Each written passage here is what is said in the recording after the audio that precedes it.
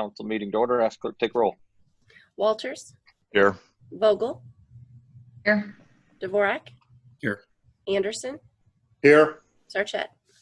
Here. First item on the agenda is approval of the agenda. I have no additions or corrections. I would take a motion. So moved. Second.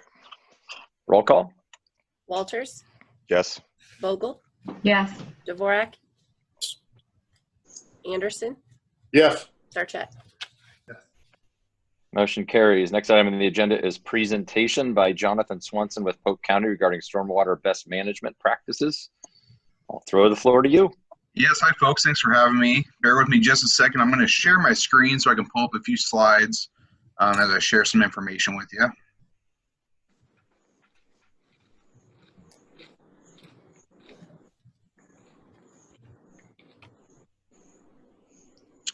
Looks like the host needs to enable participant screen sharing. Well, I thought I had done that already. Let me try again.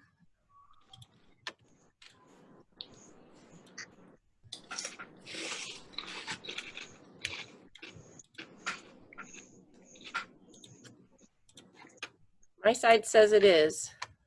Okay, I'll give it another try.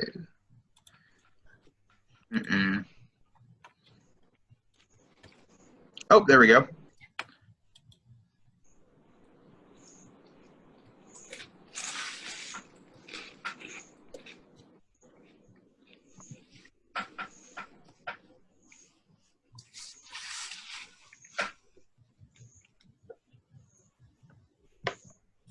All right, can everybody see that?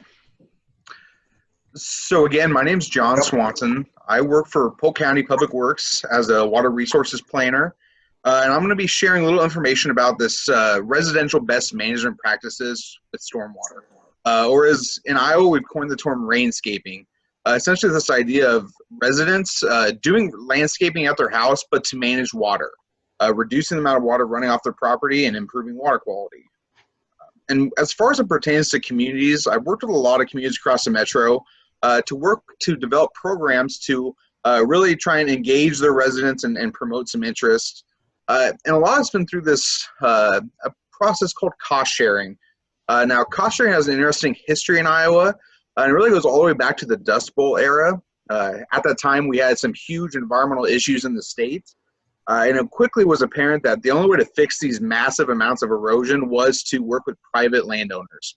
We simply could not fix that issue without somehow getting private people to do things on their property. So government programs started this idea of, well, let's split the cost to put conservation on the ground that's mutually beneficial to the landowner and to some greater issue of concern.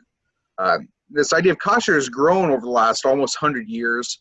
And is now used by many agencies in the state, from the DNR to the Department of Ag and Land Stewardship to the EPA in both ag and urban areas.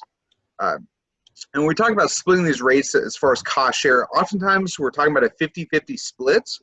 In some scenarios, when we have a very targeted issue and maybe less benefit to the landowner, we may see up to a 75-25 split, with 75% coming from some type of program dollars. But rarely do we see 100% funded with no input from a landowner, just because we often want to have some type of buy-in from that landowner. And in most cases, these practices, these best management practices, are owned and maintained by private landowners. Now, over the last couple of years, last 10 years really, we've really been looking, how could this same idea be addressed for urban stormwater issues? Because there you see on the top left, classic residential developments, water's flowing into storm sewers. And in some neighborhoods, especially newer ones, you may have some level of stormwater management, but in many older neighborhoods, there's really no stormwater management in place. And you see pictures like there in the center. That's actually an Okoboji Lake, one of our best lakes in the state for fishing and recreation. And even up there, you have stormwater flowing untreated right into the lake. Or in other cases, like the bottom right there, we have large amounts of erosion happening from water going into these storm sewers and coming out of pipes very quickly. So it really came this idea of, how do you go back into those neighborhoods and how do you get stormwater into those already developed out spaces? And really, it kind of comes down to an image like this. And how do you empower people, empower residents and homeowners to think about where does their water run off of their property? Thinking about their rooftops, thinking about their driveways, even thinking about if they have compacted clay soil yards underneath their turf grass. If all that's leaving their property and going into the storm sewer, all those houses compound together to cause some significant issues. So how do we hold that water in place? And there's a series of tools that can be done to do that. Ranging from rain barrels, really the simplest of them all, a way to capture water from a downspout, hold it and then release it for a use in the yard. I often joke that this is what I call the gateway drug to stormwater management, because we've had countless homeowners install a rain barrel, and let's all be honest, we're not going to solve our water issues with rain barrels. But what it does is it really opens a lot of people's eyes. I always tell people, find your smallest possible rooftop and use that downspout, because they always come back, they're like, I can't believe how fast this rain barrel filled up. It was almost instantaneous, and it really puts into perspective how much water is coming off of your property, and really opens that gate to, okay, well, what else could I do? Soil quality restoration, this is by far our most popular practice. We've done several hundred of these around the Des Moines Metro in the last couple of years, and it really looks at a lot of newer developments. Unfortunately, a lot of that topsoil gets pretty negatively impacted by the houses getting built, and at the end of the day, many houses are left with rock-hard clay soils. That's just the honest truth of what we see a lot in central Iowa. And this practice aims at spreading compost and doing some deep tine aeration, which actually improves the soil health and turns that yard that acted a lot more like concrete than soil back into a more natural soil by taking that very rich organic matter. And once you do deep tine aeration plugs, that compost works its way down into those holes. And sometimes we see shockingly green differences, like in this yard in Ankeny, where again, in this scenario, this practice oftentimes sells itself because people may not really care that much about stormwater, but a lot of people want to have a green yard. And so there it's kind of a win-win for people. And then the cities are getting soils that are going to soak in a lot more water. Even like this was a yard that was treated in the fall in Johnston. The next spring, it was the first yard to green up. I'd say about 1 out of 3 times we see pictures like this coming back from the residents with this stark green difference. We'll also see pictures like this in midsummer when the yard's able to soak in more water without irrigation. It's able to just simply, with a little bit of rain, it's able to hold that in the soil longer. To even some of our more expensive practices like permeable pavers. We've done a lot of these around the Easter Lake watershed. In many cases, we try and divert the water from the entire rooftop into this paver system. That unlike a standard paver system, it actually allows water to soak through the pavers into a 3 to 5 foot deep rock chamber beneath. And that rock actually holds that water in between those the rock spaces before giving it time to soak naturally into the ground. A beautiful system, definitely on the more expensive side versus the soil quality restoration. That's generally one of our cheaper practices. But again, for the right person, the right setup, you can have a beautiful system that both manages water and provides a great patio or driveway system, or even streets in some communities. Lastly, rain gardens. I've all heard of the word rain garden at some point or another, but in Iowa, we actually have a manual of how to properly build a rain garden in Iowa. And really the simplest form, it is a depression that's meant to pond water. It captures water from a rooftop or a driveway. It ponds for no more than 24 hours before allowing it to naturally soak into the ground. And this is one right after, during a rain event. Here's one we did a couple years ago down at Easter Lake. And again, beautiful landscaping. Wouldn't even know that that's stormwater management. And that's where we kind of get that win-win scenario with our residents. But if I were to rewind and present this maybe 7 years ago, I would be with a lot of the crowd that says that there are still people that say, well, does this really make a difference? Does working with homeowners and putting things in their front and backyard, does it really make a difference? And we sought out and we had the Easter Lake Watershed Project, and one of the goals of that project was to reduce the amount of flows of polluted water coming off of neighborhoods. And we had to go into those neighborhoods and install as many practices as possible. So we really set out to answer that question. So what we did is we actually targeted 2 neighborhoods to say, okay, we're going to work with these residents. We're not going to do any street projects. We're just going to simply see if we can get residents to build stuff, and we're going to see if we actually make a difference in the amount and quality of water coming off those neighborhoods. So we chose a treatment neighborhood there on the north side of the lake and a control. The treatment, we said, hey, we're going to try and get every homeowner to do something. The control, we're not going to tell them about any of this stuff. And we worked with the water monitoring experts. This is stuff that was above my head, but they installed all the monitoring equipment. And after 2 years, we saw this. Now, this is a slide with a lot of information on there. The one we'll circle on the bottom left is we saw a 35% reduction in the flows coming out of that pipe.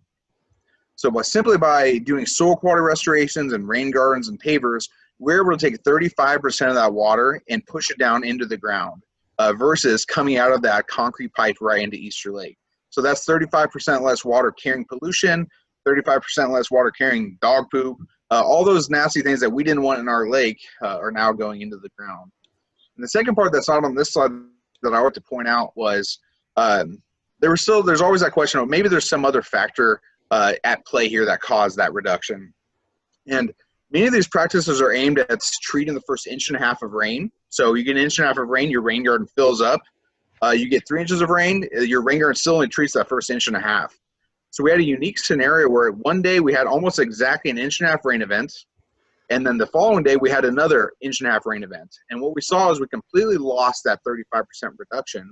And really the reason for that became quite clear in that all of our rain gardens and all of our paver systems, they were already at capacity. So when that second rain came through, we did not see that reduction, really clarifying that it really was these homeowner practices that were causing that improvement. Now, I'd like to say that this was like our idea down at Easter Lake to do this research, but we actually were mirroring a study done in Minnesota where they looked at doing curb cut rain gardens. Up there, they didn't have sidewalks, so they did a partnership between the city and the neighbors where they actually cut the curbs out and allowed water to pour into these rain gardens that they built in people's front yards. They created a partnership where the homeowners owned and maintained them, the city built them, and what they actually saw by doing this and doing 1 or 2 of these on each city block was almost a 90% reduction in flows out of their pipes. So again, it really shows that these small practices can make a big difference. The final thing that I'll mention that soil quality, I would say, is the best bang for your buck practice, partially because it really sells itself, but partially it's just really cheap. A homeowner can do it themselves for just a couple $100s. They could hire a contractor to do the whole process for 20 cents a square foot. So on an average lot, that might be $1,200 to $1,500. But again, we were doing a lot of these, and we want to know what kind of real benefit are we getting. There's been research done nationwide, but there's been no research done in Iowa. So we actually did pre and post sampling on 50 yards that we did the soil quality restoration. And what we saw was a 3 to 5% increase in organic matter. Now, again, I know for you folks, 3 to 5%, that probably doesn't really mean anything. It doesn't really mean much to me either until I talk to our ag counterparts that are working with farmers, doing cover crops and no-till, trying to improve organic matter. And when I talk to them, they tell me that they'll work for 10 years to try and get a 1% increase in organic matter. And with this one-time application, we're doing what might take a farmer 30 to 50 years to achieve. So it really kind of solidified this practice in my mind as a great one, just because of that pure, true benefit that we were seeing to the soil profile. Now, I was asked to come speak to Polk City because there's actually been a lot of interest in your community about soil quality restoration. A lot of folks have been reaching out to myself and others saying, hey, we'd like to do this in our neighborhoods. And this idea of doing a cost share program with your city is something that I've helped many communities do. But there's a few things I like to point out to really make this idea of a reimbursement or a cost share program successful. Because I've seen it time and time again that if you just dedicate some funding to this program as a way to re-engage your homeowners in the stormwater management, just simply doing that is not enough. In fact, the key is really finding ways to deliver this information to your homeowners. And I say deliver this information, it can be as simple as, hey, you're having an event at the park or at Big Creek Lake, hey, go out and set out some flyers or have a stand at your city hall. But you really have to make a conscious effort to deliver that information to them. And until you start seeing practices on the ground and neighbors seeing other neighbors doing it and things really start taking off, the big key is really delivering a good education outreach effort to your residents.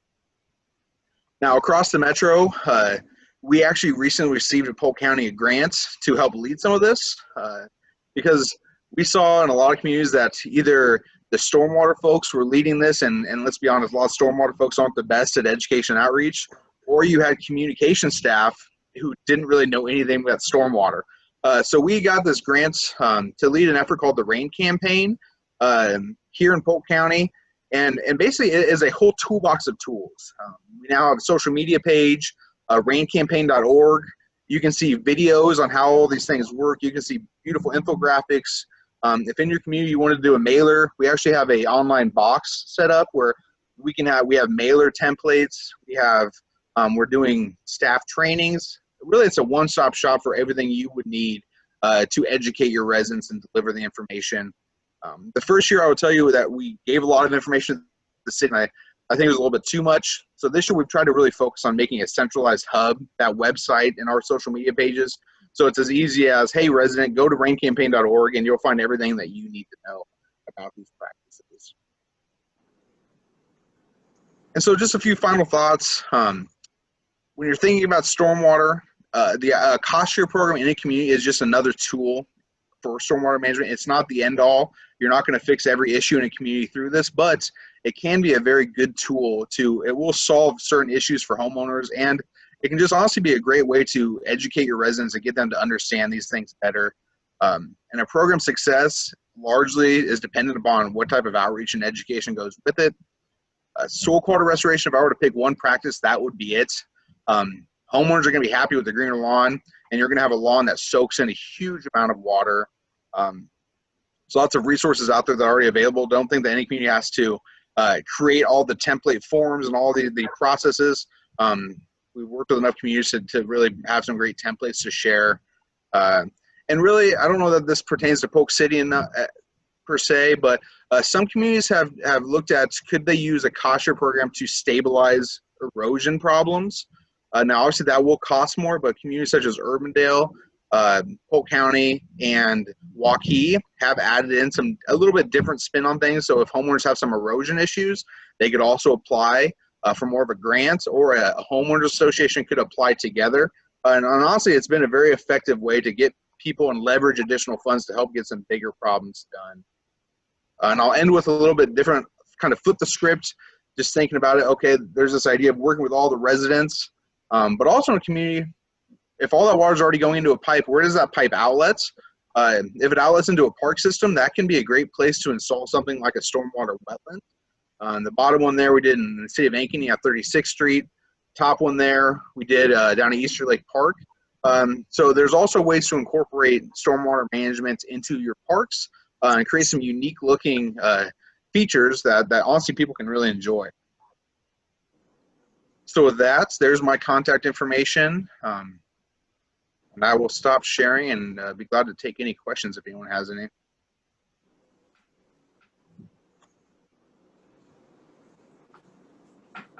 Good stuff. Thank you.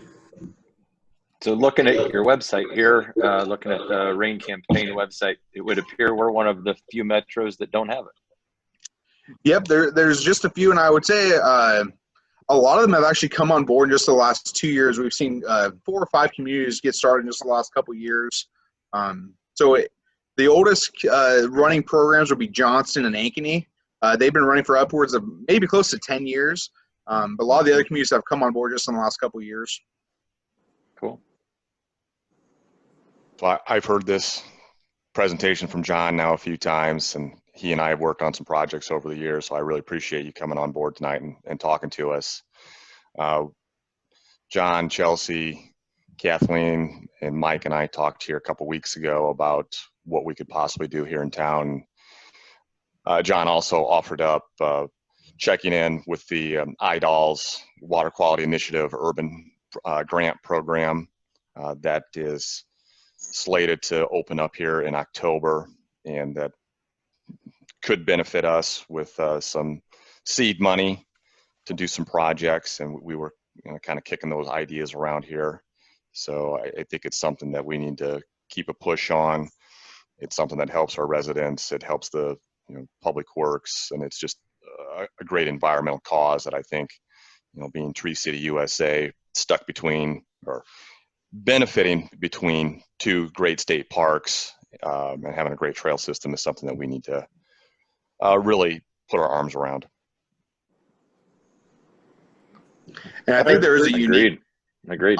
Yeah. This sounds like there's a couple neighborhood groups that have maybe upwards of 30 or more homes interested in soil quality restoration. So that really screams a very unique opportunity to get like a really big project. I mean, doing 30 at one time would be one of the bigger projects undertaken. So it'd just be a really neat project, and there may be at least one grant that could help lift a project like that.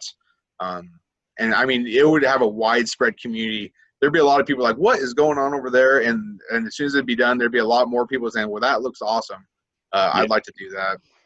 Yeah, I mean, there have been a number of people that have reached out to Rob and I, his neighborhood at Lost Lake, and I've had people on my street. I did it last year with the neighbor. Cost me a couple $100. Right now, today, you can tell exactly where I put on enough and where I could have put on a little bit more. I mean, it's very, very dramatic. And when you look at the neighbors, you can tell who did it and who didn't. So Jeff, I got to ask, because I'm checking this out while you're talking, but so you did the aeration, the ad compost, and all for the total that soil quality restoration was only a couple $100. Yeah. So a neighbor trailered in a lot of compost for our yards. We just used the aerator that I have on the back of our lawnmower. We didn't use a deep tine aeration system, but it still worked. So, and I know John has the ability to give out a deep tine aerator for essentially for rent for the city. So that there's lots of opportunities for us to jump on and make, if nothing else, make our lawns look really green while also holding a little bit of rainwater at the same time. Yeah, I do think that a couple $100 per yard is on the lower end just because of the things that Jeff said he didn't do. But it was my neighborhood. I'm not sure they would like it to be referred as my neighborhood, but I was shocked by just because it was just Citizen that had done some calls. I know Jeff had given her some information, but the amount of responses she asked for, it wasn't just yes and no strings attached. It was, cost sharing, gauge your level of interest, and put down our address. And the response was overwhelmingly positive. So the more, we can apply economies of scale to do a good thing here, the better off we are. But doing it may be the way to go regardless. So good stuff. Thanks again. Yeah, I would like to see John and I and others, Chelsea, go after this grant. I think we have a unique opportunity with the residents who have really raised their hand and said, I want this. If we get even half that number through an application, that would be pretty awesome. And like John was saying a while ago, that would be one of the bigger SQR projects, if not the biggest, that we've seen in central Iowa. John and Jeff, maybe you can answer this too. Would any of these projects be eligible for sponsored projects through SRF? Yes, they would. In fact, one, I believe it was North Liberty in Northeast Iowa. They did an SRF project, and they did the biggest install ever done in the States. I thought they were crazy, but they did about 100 in one season. They did 100% funding with SRF dollars. And they actually got contractors on board, and the contractors went out and sold it for the city because it was mutually beneficial for the contractors. And because I didn't think they could do it, because how we were doing Easter Lake is we'd go out and spend a lot more kind of hand holding to help the homeowners along. But they were able to get the contractors to do it through an SRF loan, and it worked out extremely well up there. Okay, because 2 years from now, we're looking to do a water tower project with possible funding through SRF. This could be a great sponsored project application. And we should still be eligible now for clean water SRF funds since we do participate with WRA, so that there is an avenue there for us. Okay. That it doesn't put us high on the list, but it's worth a shot.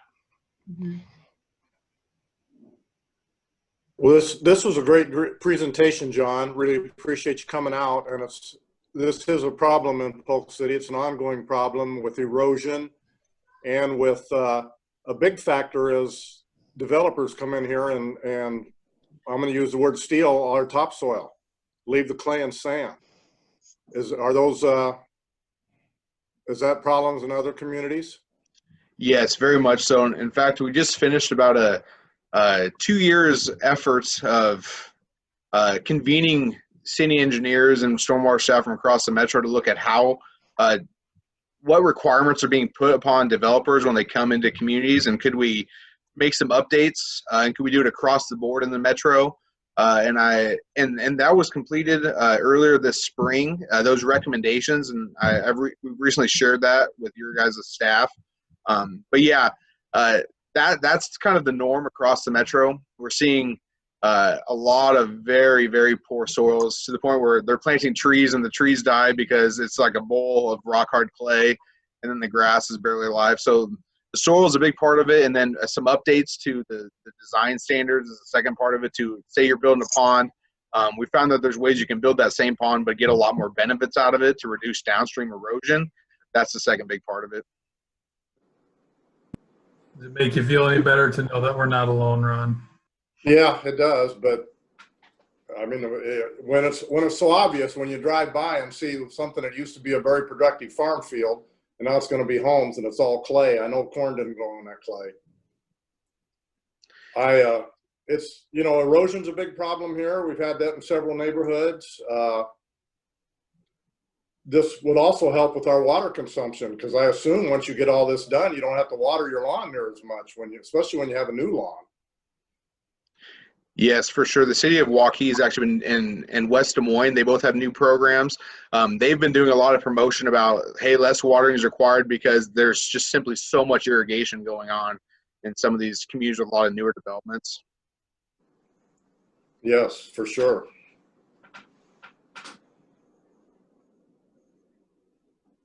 So what do we? Yeah. Excuse me. Go ahead. No, go ahead, Ron. Go. Do any of these communities have an ordinance that says you have to leave so much topsoil or control? So right now, the only community that explicitly states a topsoil rule is the city of Clive. And they passed that going on maybe 3 years ago. With this update, these recommendations that we all worked on for 2 years, it doesn't explicitly require topsoil, but it basically lays out that if you don't do topsoil, your ponds and stormwater management have to be bigger. So it's in the developer's best interest to use topsoil, because that is a stormwater management tool. So if they do that, they no longer have to manage as much water at the bottom of the developments. But I know some communities, I was actually just talking to Des Moines this morning, are considering actually explicitly stating, hey, you have to leave X inches of topsoil on every site. Yeah, I like that. I'd be in favor of that as well.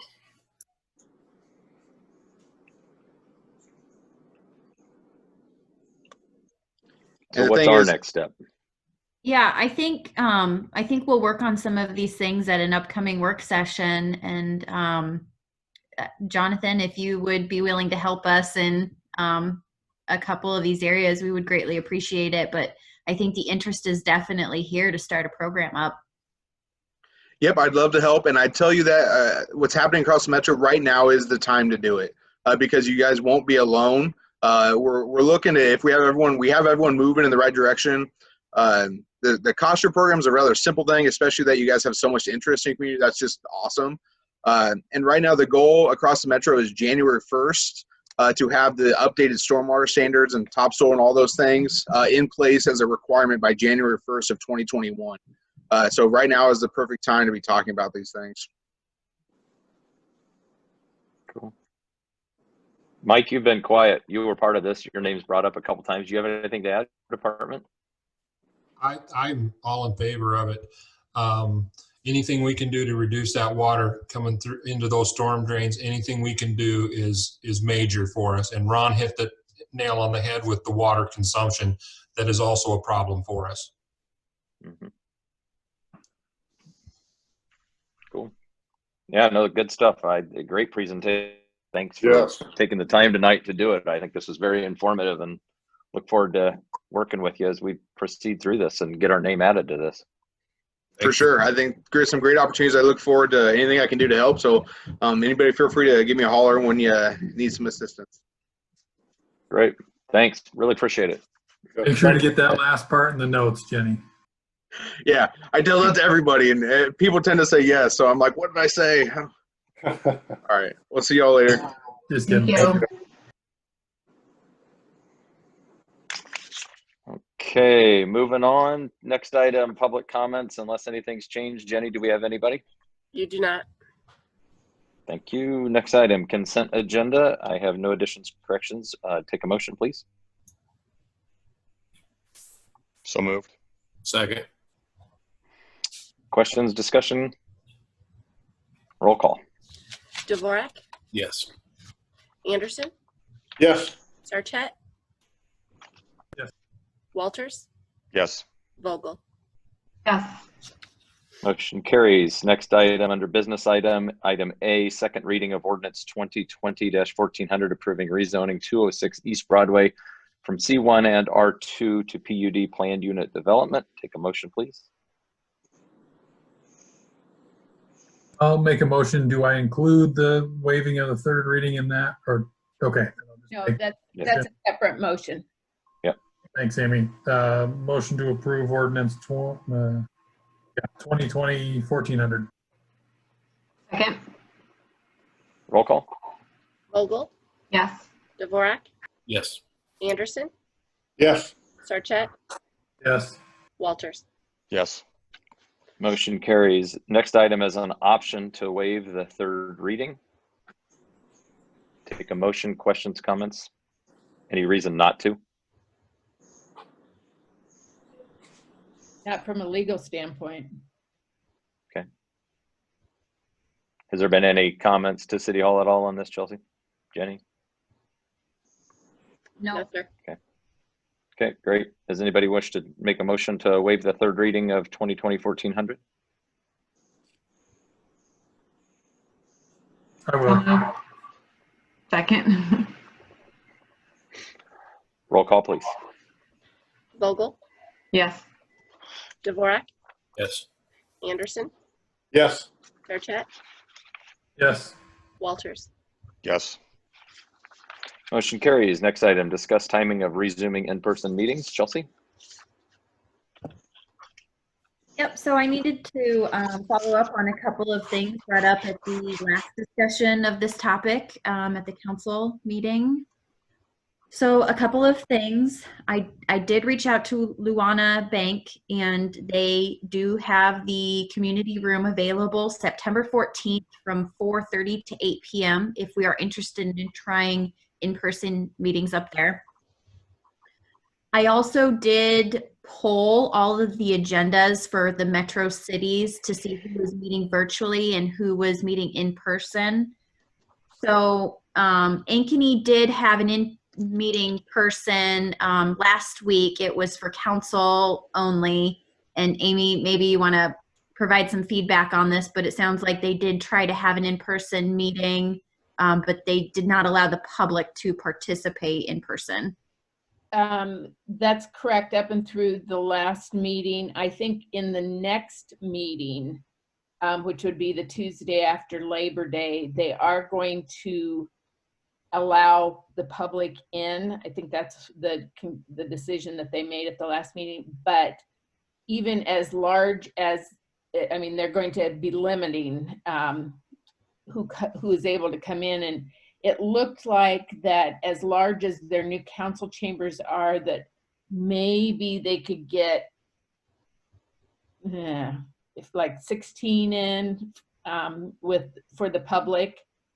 And they weren't, and that was with the understanding that probably half of the council members would have to sit down in the audience because the podium's not large enough to allow the council all to sit up there. So I think they're going to try it, but socially distance, requiring masks, and limiting the number that can come in. So if they have a big agenda item, a lot of people speaking, they always have a police officer there that monitors people coming in anyway, and he or she would be the one that would keep the control on the number that are in the chamber. So we haven't seen what it looks like yet, but I think they are going to try it at the next meeting. Okay. So Pleasant Hill is in-person council meetings. The public is to participate virtually. West Des Moines, in-person council meetings, others allowed in until their limited number is reached. So they do have a cap on number of people that can be in their council chambers. Those were the communities I found, and then Grimes was questionable if they were virtual or not, but all of the other cities are doing virtual meetings in the metro, other than those 4 that I just outlined. So I will give the council a couple of options for consideration tonight. One option is to just have the next work session in person, and we call in via Zoom for the actual council meeting. Or 2, we just continue to do virtually, but this is something that I think the council needs to make a decision on for the next upcoming September 14th meeting.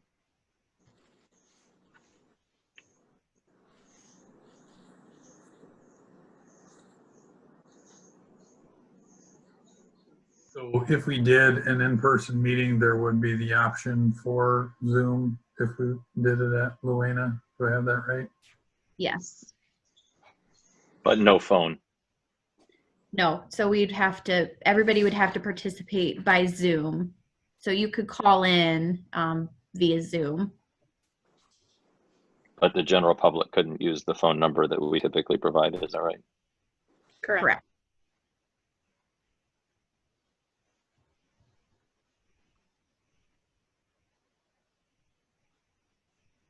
I'm not sure what to say. Are we doing a service or a disservice by not allowing folks to get on? I don't know. I don't really care what the decision is, to be honest. I'm not particularly concerned. I'm just more concerned about the logistics around the work it's going to take to make it happen, just to make it happen, and not because this isn't efficient and effective, but just to say we're doing it. I mean, I don't know if it's going to be a lot more work. So I'm indifferent, actually. I'm more inclined to continue this way, but at some point we need to pull the trigger too. So I'm kind of up in the air.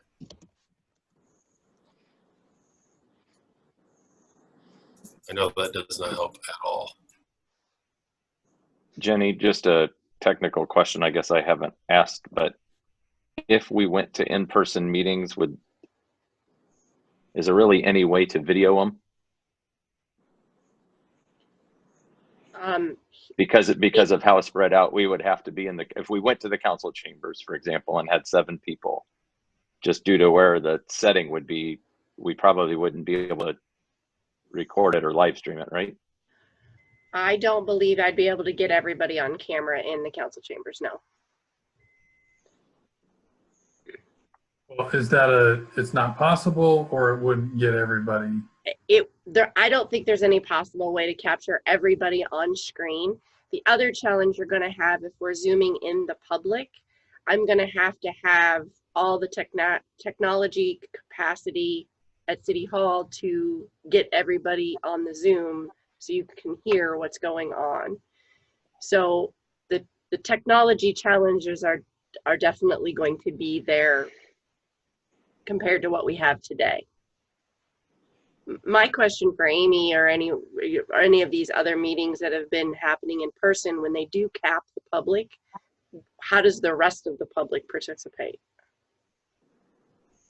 They would still, I mean, if Ankeny would still have the ability to call in And I think they're still leaving that piece of it open, even if they are allowing the public to come in, and it's capped. Okay. But they don't do it through Zoom either. They do it, everyone just calls in. And I can't remember, I think it's Ring Central is what used. Are they live doing anything video-wise for the? No, they've never videoed, video broadcast any of their meetings. Anyway, okay. And they're not taped for later review either. I think whether we meet at council chambers or we meet at Luana, we're going to have technology constraints, whether that's Zoom or the phone, either way. That's the challenge that I've always had. For me, it's easier for me to stream you guys on my video and at least upload that later than it is for me to try to get you all on video to show to the general public. So I would have to say that we'd have to be more like Ankeny, where it becomes a phone call-in conference thing instead of the video capabilities. Yeah, and that's essentially where we are now, right? I mean, we Correct. The last time I looked, I know it's a pain to get all these meetings uploaded, and it usually takes a handful of weeks. I was gonna watch the Parks meeting that I missed. That's less of a technology issue, Rob, and more of a time issue for me. It's actually fairly easy to convert this video to and get it uploaded. It's really more of a, where does it fall on the priority list of things that have to get done based on our current staffing. But I mean, it's a time issue due to the limited technology that we have on this structure.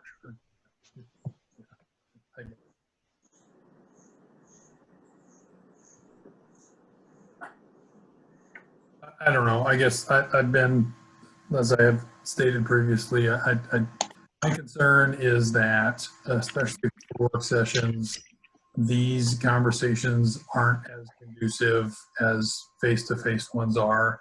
But I'm not for anything that doesn't allow people to have to dial in. Particularly, Ron, we talked about this last week. It's is the risk, as ambiguous as it is at times, health-wise, worth what we're doing? And I don't know. But I don't. Regardless of what we do, I don't want to force people to come in if they're not comfortable. So, I'm as helpful as Dave. If I was, and that's and honestly, Rob, I appreciate you saying that, because I know that's been my concern too, is forcing somebody or any of us into a situation that they're not comfortable to do, because they would be, or we would be, or any of us would be one or two left out. And then from a technology standpoint, we can't dial in or whatever the case may be. Right. So I mean, I think right now we're all out. I'm just not going all in. Is there to do some people? And again, I don't know how much work there would be to change the location, so I want to be aware of that if there is. and also the kind of the way I look at it is to be able to see expressions on people's faces is more. So if we're essentially covering our face and in person is, to me, this is almost more beneficial to be able to actually see people and see what their expressions are, and because I don't know about you guys, but I don't even recognize people when they're wearing a mask. I'll walk right by somebody that I know very well. So we also have to take into consideration, is that interaction is valuable? I'm not saying it is or it isn't. I'm just saying, if we're all covered up and trying to communicate to each other and we can't hear each other or understand what they're saying and also see what they're really feeling on their faces, by the verbal, nonverbal type things. I don't know. It's just pros and cons, right? I mean, it's just say what you got to do at some point, but I don't know. So at what point do we tackle the technology deficiency we have at City Hall? Yesterday. Yeah, I think we're working on it. we're trying to come up with some better ways to operate for sure. So I think the question is more, if you guys come up with a timeline, we will have a solution ready for when you want to come back. So if you say, let's try it at the next meeting, let's try it at the end of September, we'll make sure that we work with our IT provider to have a good solution. And that's where I think everybody's at, that came up at the MAC meeting, and Chelsea listed off the ones that are and the ones that aren't. Everybody's talking about this, going back to live and sort of struggling with the system required to accommodate everybody. So it's sort of a universal issue now for companies and municipalities. Are they tackling with the building layouts too, similar to what Amy was saying? Even though Ankeny's got that huge new building and they're saying only 16 people, is that another issue that these other communities are running into, Rob, from the MAC perspective? That I've not heard. I mean, but it bears discussion, right? I mean, anybody who's thinking about building a building, do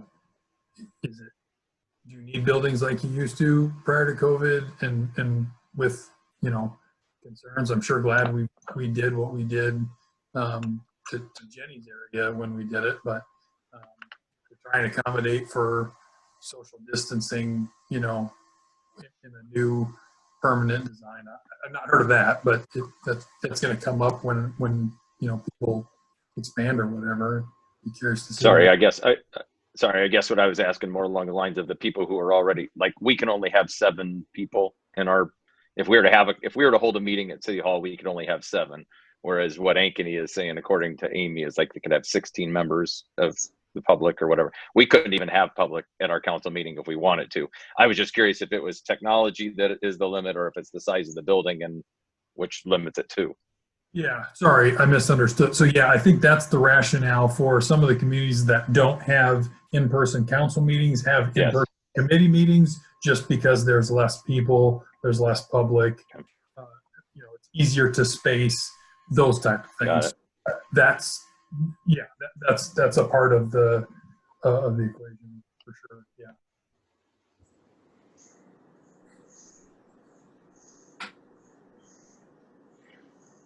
Mandy, I haven't heard. No, from you I'm as helpful as some of the others, but I mean, kind of to get to what Jeff was saying, I mean, none of us wants to pressure anyone to come back, but I don't think we can also go for a year not coming back, if this thing doesn't slow down. I mean, maybe we can, and depending how it goes, but I do think, for me, the biggest obstacle is the technology and making sure that, we have the best access to each other and the public to us. And yeah, right now it seems like, we can, like you said, we can all see each other here. And there are fewer technical issues by doing it this way, but yeah, it still seems at some point, I think we're going to have to make a decision to either invest in better technology or find some sort of solution. I don't know that I'm there yet to say we have to figure it out, in the next 2 weeks, but that's kind of my biggest thing. Again, fortunately, I'm not a high health risk. It's not so much that I personally am afraid to come back. It's just the balancing of knowing that, the technology is a potential challenge.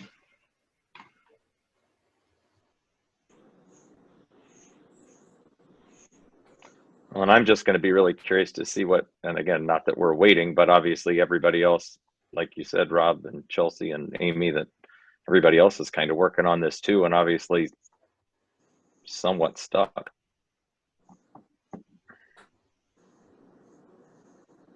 Ron, you've been quiet.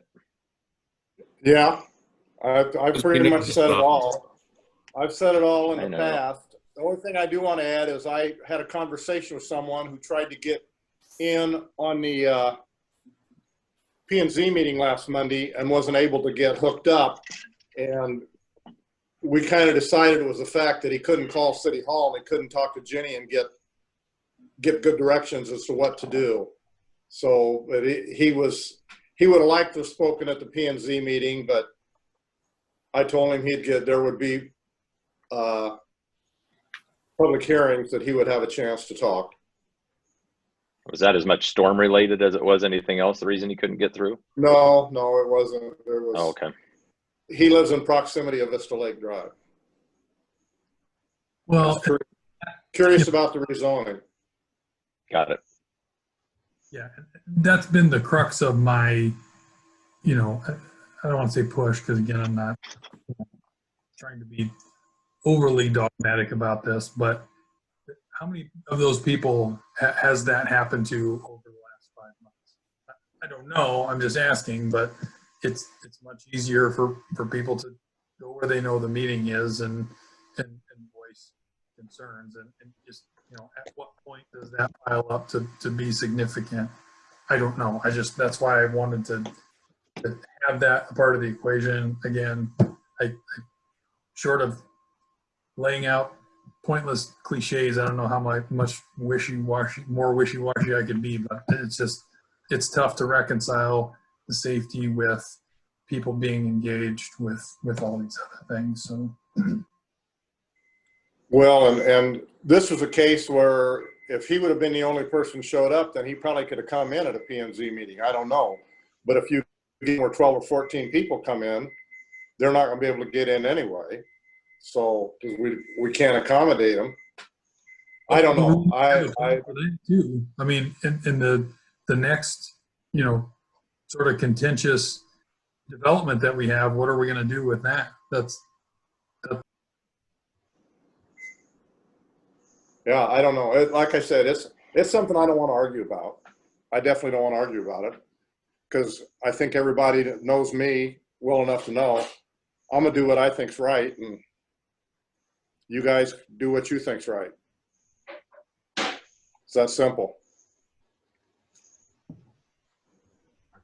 What does the council want to do? Like we can continue to put this on council agendas.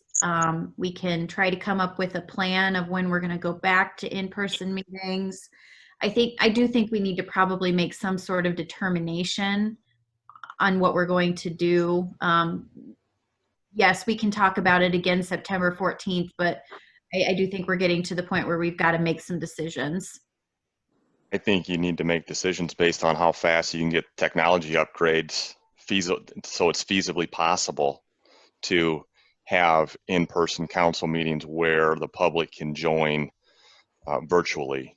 Because if we don't have the capacity in a building, except for maybe Luana, to have a few of the public available, there's no point in discussing this until we have that technology available. I mean, I want to meet. I would like to meet in person, especially when we have, you know, the more contentious issues. I do think Dave brings a good point, though, that this probably is better for us because we can see each other when we're in masks and 10 feet away from each other and at different tables and spots. It makes it challenging. But, you know, to Rob's point, we don't have the platform right now to allow the public to get in and involved. And if this is the best it's going to get, well, we need to take another step further. So, you know, while I want to be in person, you know, to the extent possible, when everybody 100% that's on this call tonight is comfortable,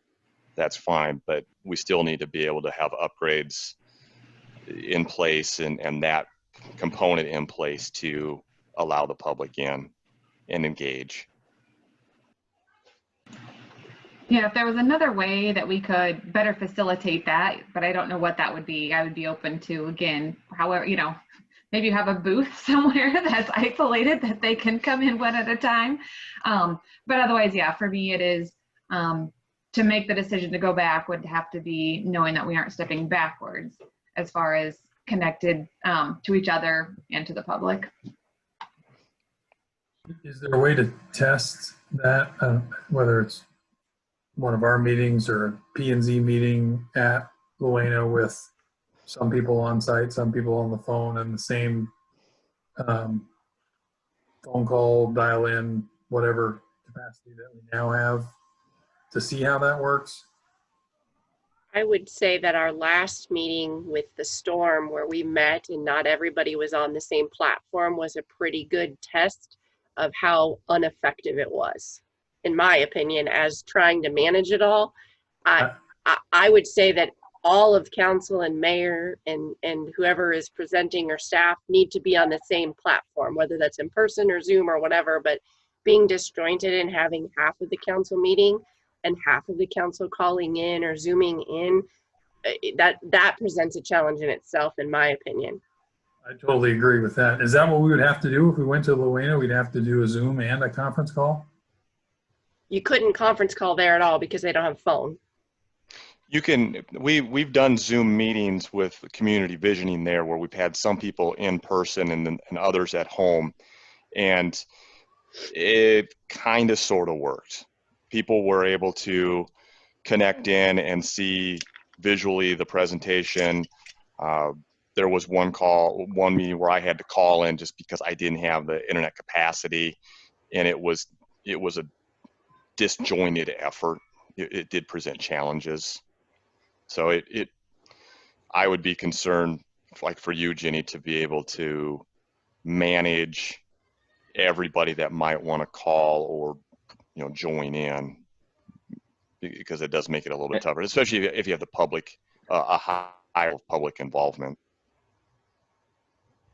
And then if we do that, right, we lose this entirely, the video piece of it at all. With Zoom, I mean, you can have a no. phone. But I guess what I'm saying is, if we meet at Luana, those of us who are up there, do we still have this capacity or not? As far as the video, the meeting being recorded and ultimately uploaded to our website. Yes. I don't know why that would be any different. I mean, so we're having, okay, I guess I'm misunderstanding. I know what, I think I hear what you're saying, Jason. What we'd essentially have to do to have this look is everyone could still be in person that would want to be there, but would have an iPad or a computer in front of them. So people that may not want to participate in person could see what we're doing. But again, back to Dave's point, there would be masks on us and it would be a little more challenging because you can't see the interaction. You can't see this going on, and it's different. I apologize. What I was getting at was the back in the day video where you just video record a council meeting and then it was live streamed and uploaded for people to watch on YouTube later or whatever the case may be. I was misunderstanding. You cleared that up for me. Thank you.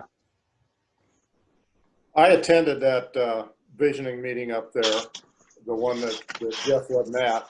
And I went up there and I drove by to see how many cars were there. There weren't very many cars there, so I pulled in, went to the door and looked how many people were in. There weren't many people in there. I was able to sit at a table all by myself. The tables were 8 feet long. The tables were at least 8 feet apart, and I felt comfortable there. I didn't have a problem with that. I wore a mask, and those that were within a table from me, most of them had masks on also, and I felt comfortable up there. But no, I don't know if you have, and I don't know how many people were there. What do you think, Rob? 10, 12? Weren't many. Yeah, I mean, comparable to what we have here. I mean, what do we have on this meeting? 16 looks like. I mean, it was in that, and I think there was room to have more tables that were equally as spread out. Now, part of they weren't necessarily,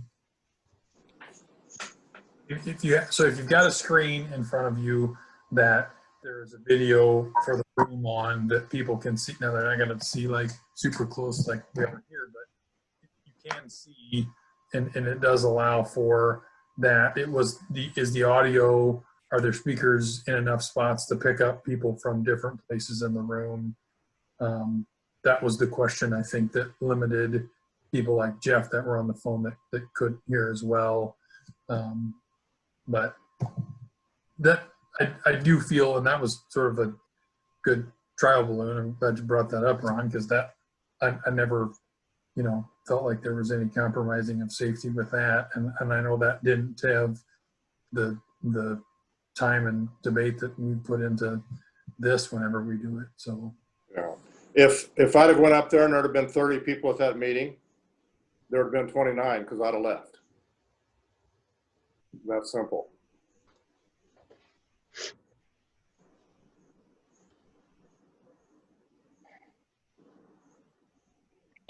Enough direction. revisit this again? And do we got 3 weeks between council meetings? I mean, we've brought up some good talking points tonight that we haven't brought up in the past.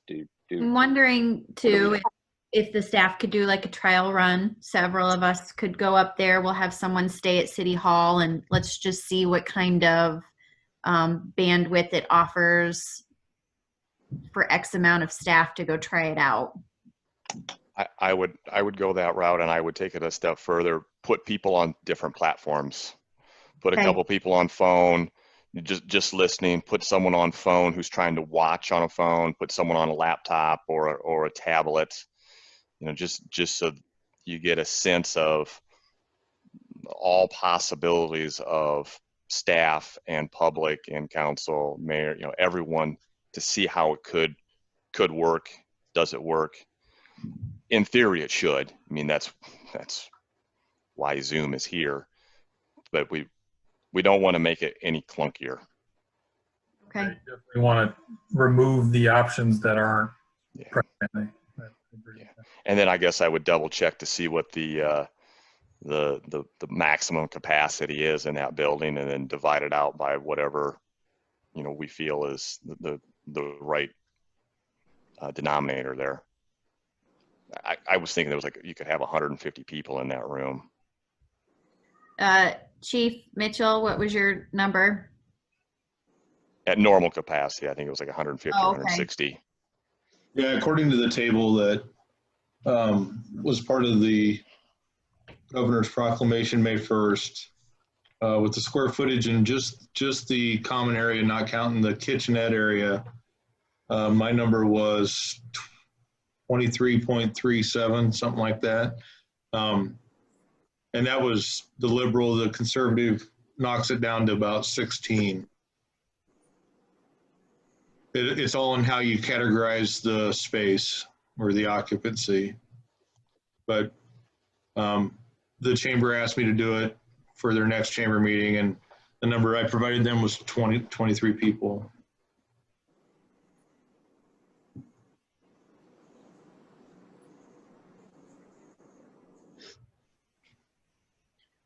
We will. All right. So let's do a test revisit. run, and I can send out some correspondence if we can make it work. I think, you know, if people want to have the meeting there, they can participate that way.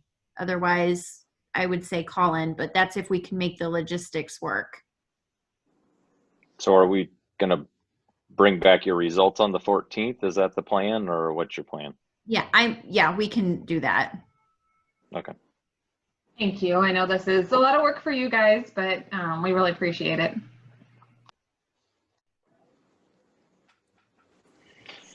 Okay, we'll have this back on the 14th agenda then. Reports in particulars, staff, you guys have anything? Not going to call on anybody particularly tonight. Does anybody from staff have anything? Shake your heads, no or yes. No. Awesome. Council? I have a question. Mm-hmm. Did we have any violators since, was today the first day? Did we have any out of towners?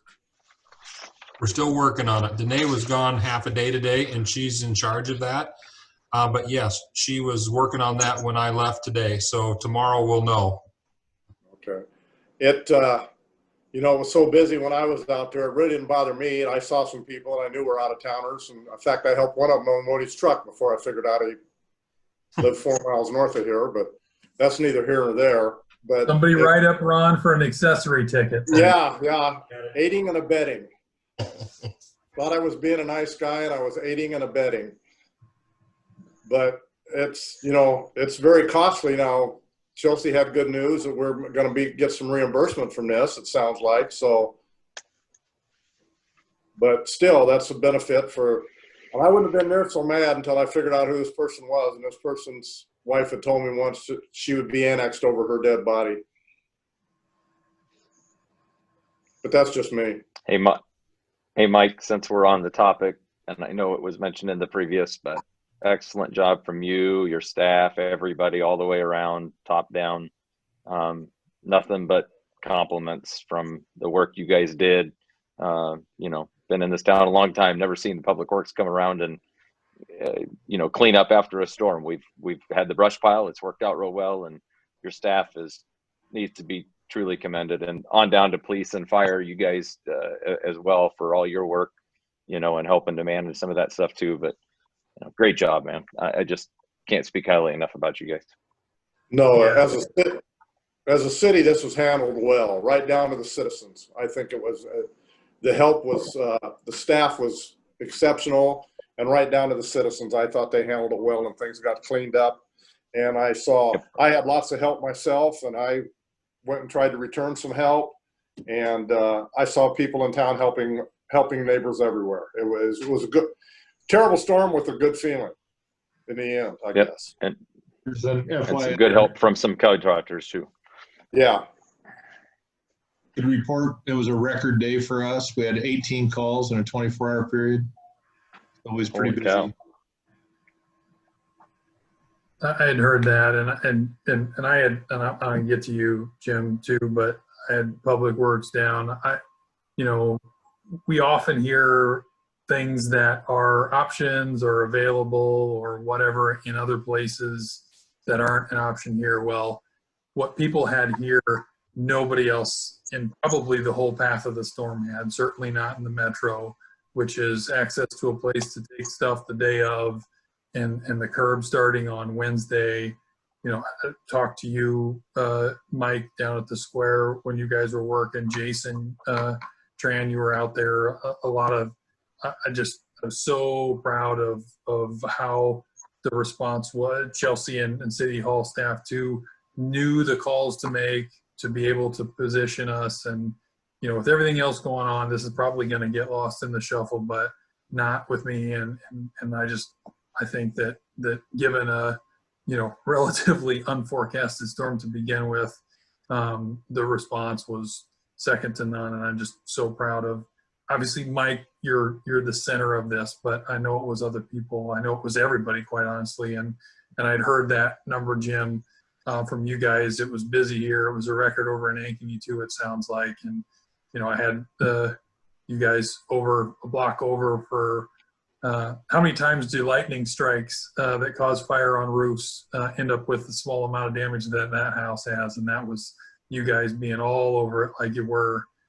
So like I said, just so proud of Jeremy too. I can't believe I went this long without mentioning him, but it's literally everybody. And good job. I say because you hit around it, but you know, I've been around here a while, right, Rob? This is the best team effort that I've seen all the way around. You were down there and asked me. Chelsea made the decisions on us just like that. Jenny's taking the calls at City Hall. Police and fire, we're working together immediately after the storm, and this is the best I've seen it run, honestly. And that needs to be said because I really appreciate all the team members. I really do. Thanks for sharing that, Mike. Nice work, everybody. It's just great. Yeah. And the negative comments I heard were from people that hadn't even touched their own yards. Yeah, I know it's already been said, but I also had a direct, you know, thank you to the city for everything that was done and the quick cleanup and the options that were available. So awesome job. Even a street cleaner already. Yes. I mean, I saw that and I'm like, icing on the cake, right? Street cleaners coming through, taking up all the rest is awesome. Well, there was an old guy that lives up on Tyler that went out and swept the street. You know, I got done, and about 3 hours later, a street sweeper came by.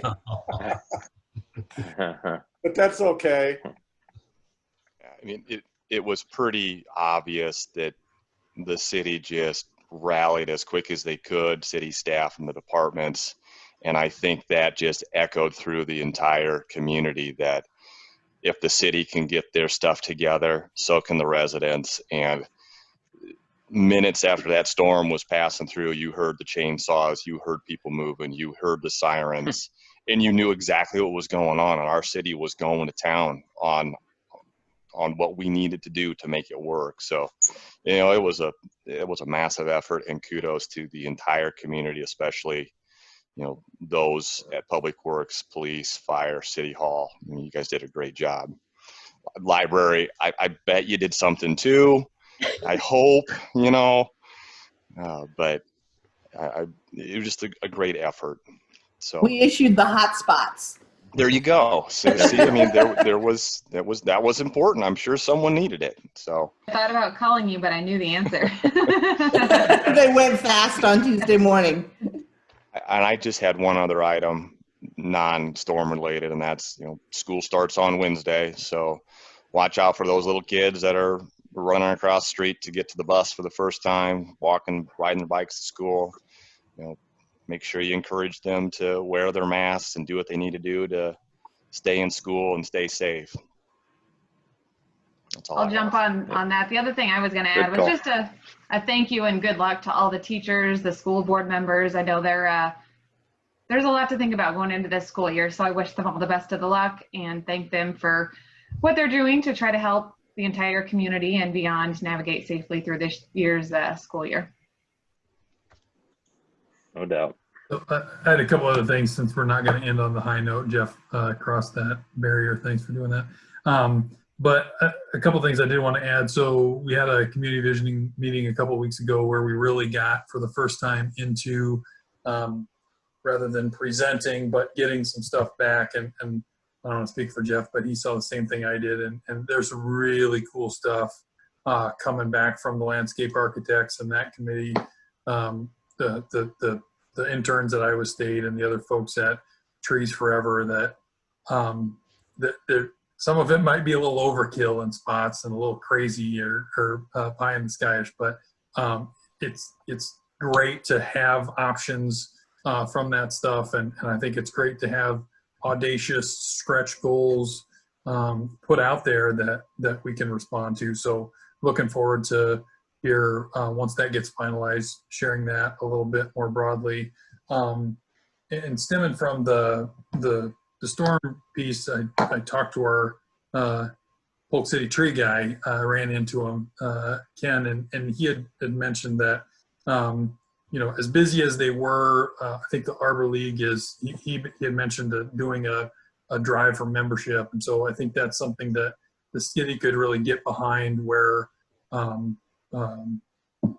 gosh, Jason, what's your dad and who's the other guy that have done nearly all the Phil Jensen. Yeah, so they could use more bodies, and I think if we could use this, you know, I ran into Cliff Leonard on Sunday, and he was raving about all the people who were in his yard cutting up the monster tree, and so we have the basis of a great organization with the Arbor League, and it's been on the backs of a few people, but they know that they need to broaden that out, and so I think if there's something that we could roll a role for us to play in helping them do that. Chelsea and I had talked about some spring planting stuff, but this may be the best spring to do that. But anyway, I think that's a good time to do that, and you know, good response to all the trees that we lost here this past week. So that's all I have. Thank you. Along those lines, I was disappointed when I talked to him to learn that Mid-American did do away with the grant that they had a couple of years ago, where I know I did, and I lost a real important tree to me over this storm, and they don't do that grant anymore where they were able to do that Polk County tree sale. So hopefully they can find a way to come up with some option here, as we all have trees that need to be replanted, unfortunately. So yeah, and I think there are, Chelsea and Ken had both mentioned some different options, you know, depending on which way we want to them, you know, buying them up front or taking orders or whatever, but pluses and minuses. But anyway, I think that Polk County tree sale was just a really awesome opportunity for several years, and it's just too bad that that's gone, you know. So I've got one more quick thing, not tree related either. I went to the groundbreaking for P&M's building last week, I guess is what it was, and come to realize that's the first groundbreaking I think that we've had since the hotel, that we could remember that there was an official groundbreaking ceremony. So it was kind of neat to go to a groundbreaking versus a ribbon cutting, I guess. But I'm pretty excited for them, and what's that? City laundry. Did we do, but I don't know that we did a groundbreaking though. Did we? Yeah, we did. Did we? Okay, couldn't remember that. Sorry. But anyway, it was neat, and excited to see their facility coming together over the next few weeks. I know they're hoping to be in there by first part of February or something. So you'll see a lot of activity up there relatively soon, and then see some movement on the existing building after that. So and they're building up. But anyway, that's all I have on that. Does anybody else have anything else? Otherwise, Ron? Motion to adjourn. Second. All in favor? Aye. Thanks, everybody. Thank you. Have a good night. See you on the 14th. Good to kind of see everybody.